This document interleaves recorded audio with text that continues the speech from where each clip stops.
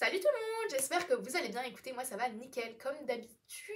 Donc aujourd'hui on se retrouve pour une nouvelle vidéo. Donc aujourd'hui la vidéo sera sur un vlog lecture dédié à un livre. Donc je vous ai fait un petit sondage sur Instagram pour savoir si ça vous plairait d'avoir un petit vlog lecture sur ce livre, sachant que c'est très estival et du coup cette vidéo sortira exceptionnellement un mercredi. Parce que j'ai réussi à prendre un peu d'avance, je dis ça mais là je ne suis plus en avance sur mes vidéos mais c'est pas grave. Je vais vous faire un vlog sur The Christmas Orphans Club de Becca Freeman. Donc moi je l'ai en anglais mais il existe en français. C'est je crois le Noël des orphelins, je sais pas. Je vous le mets là. Il est sorti je crois aux éditions Michel Lafon. Mais du coup il est en français. Je vais vous faire un petit vlog lecture dédié à Noël. Donc ça fera une petite vidéo Christmas. Du coup voilà, donc je l'ai commencé, j'ai lu le prologue et le tome 1 donc je suis à la page 19. Donc pour vous dire je l'ai commencé pas vraiment. Du coup je vais pas vous faire de résumé pour le moment parce que je suis très nulle pour faire des résumés. Donc c'est parti.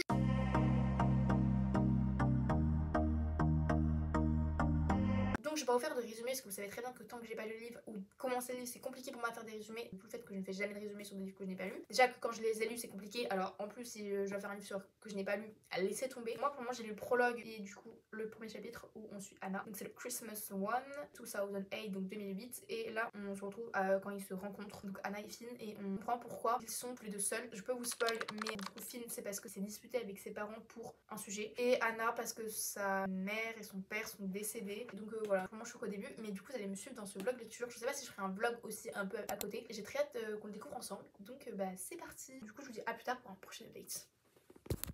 Coucou, je vous retrouve, on est le soir. Attendez, je vais vous poser. Je vais mettre mon doigt sur la caméra, on dirait une vieille personne qui filme. Bref, je vous retrouve du coup dans un petit update. Déjà je vais vous expliquer ce qui s'est passé depuis que je vous ai fait l'intro. En fait j'ai pas lu, ce qui fait que là je vais vous faire un update en ayant lu un ou deux chapitres.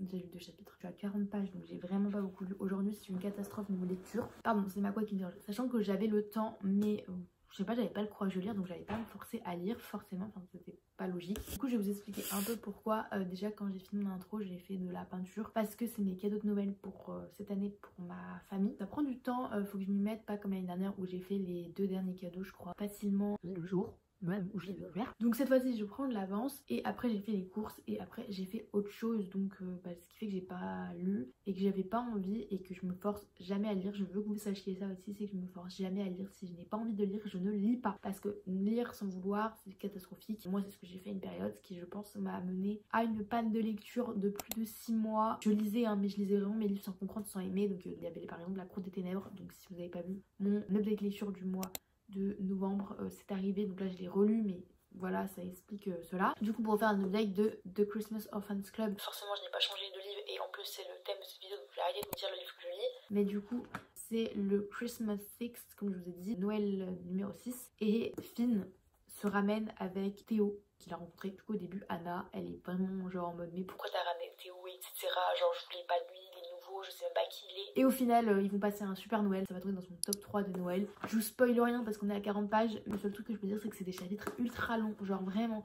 Genre là j'ai lu un chapitre de 20 pages donc c'est pas du tout addictif quand t'es en anglais, mais j'aime bien. Enfin là pour moi il se passe rien de très spécial, c'est juste des personnes qui n'ont pas de famille ou qui ont une famille mais qui ont décidé de ne pas garder contact avec cette famille et du coup de faire des Noëls ensemble. Du coup je trouve ça trop mignon parce que Noël c'est vrai que c'est dédié à la famille, c'est fête de famille et je trouve ça trop bien le concept. Ensuite si vous voulez le lire en anglais, il est très simple en anglais. Si vous voulez lire un livre en anglais, si vous voyez ce vlog après Noël ou avant Noël, il peut être sympa pour commencer la lecture en anglais aussi si vous voulez. Donc voilà, je vous retrouve pour un prochain update qui sera sûrement demain. Et je suis désolée, la luminosité de cet update, il est 17h passé et en fait il fait une mytho. Vive l'hiver. J'ai oublié de vous dire ça, c'est trop bien. Il y a une référence à Friends avec du coup Rachel, donc Jennifer Aniston. Et Friends c'est une de mes séries préférées. Si vous connaissez pas Friends, je sais pas ce que vous faites sur cette planète. Friends c'est toute ma vie, c'est dire mon moment de joie quand j'ai Netflix, parce que j'ai pas Netflix toute l'année. Quand j'ai Netflix et que je peux regarder Friends, mais c'est vraiment genre mon moment à moi. Et là de faire une référence dedans, mais cœur sur ce livre. Je crois dans l'intro je vous ai dit une bêtise. En fait Finn et Anna sont des amis. Ce sont des amis mais comment ils disent, pas romantiquement, vous voyez, c'est des amis. Voilà, donc je suis trompée dans l'intro. Je sens qu'on va se retrouver avec un... Mon livre vient de se fermer. Heureusement que j'avais mis un post-it sur cette page. Je sens que ça va être un triangle amoureux. Ça peut être bien parce que moi ça me dérange pas être triangle amoureux, mais si vous n'aimez pas être triangle amoureux, bah je vous présente tout de suite. Ok, je vous autorise un truc à me dire, je suis très peu organisée, c'est-à-dire que j'aurais pu filmer ça quand il faisait genre jour.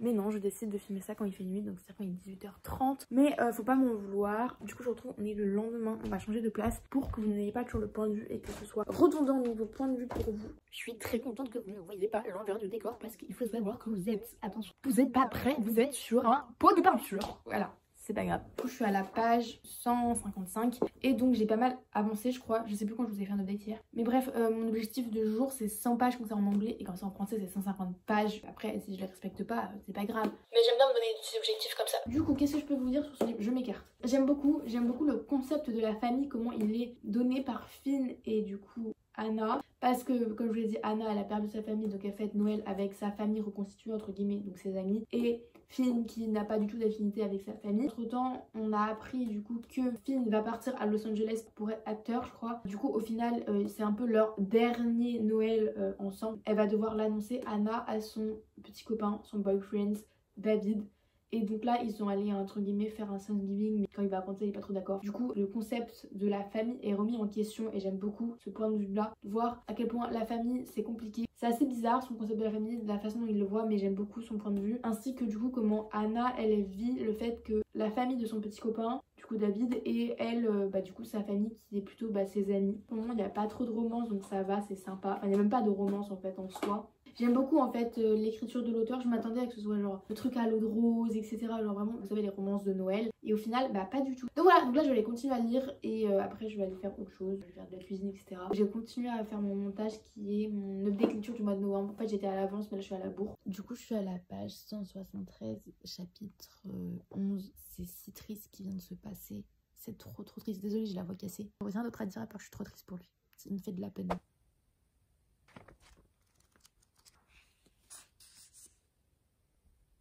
Ok, là il y a une référence dans le livre sur un livre que j'ai lu, donc c'est cool. Le titre c'était Eleanor Oliphant is Completely Fine, que j'ai lu et que j'avais à moitié aimé. Mais du coup c'est stylé qu'il y ait des références comme ça à des livres que j'ai lus, qui n'est pas d'ailleurs très connu. Et il y a aussi eu encore une référence à Friends, du coup ça c'était cool. Du coup ce livre est rempli de références pardon. Du coup c'est cool. J'ai encore la voix cassée, excusez-moi, bref.